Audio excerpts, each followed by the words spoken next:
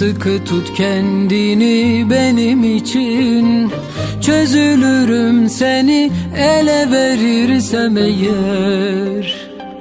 En inatçı dileği yüreğimin, beni sev bana dokun yeter.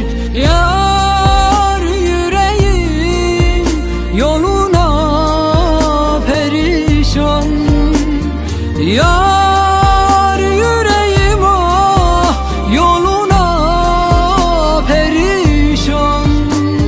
Bir benim ol, beni sev, bir bana sahiplen, bir beni sev, ikimiz bir beden. Ben korkarım sen yoksan kendi gölgemden, sen de bana sokup yaşamını bende tüket.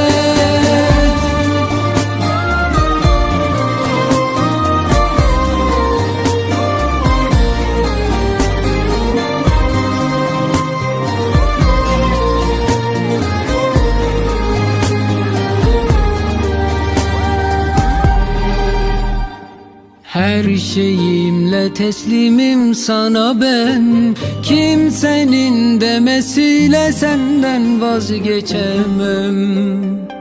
Mutluluk denen oraya şehire, seninle vardım artık gitmem.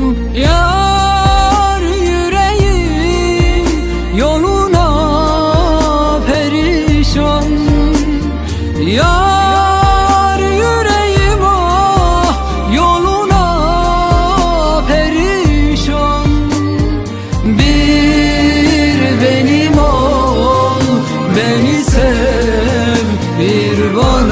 sahiplen, bir beni sev, ikimiz bir beden.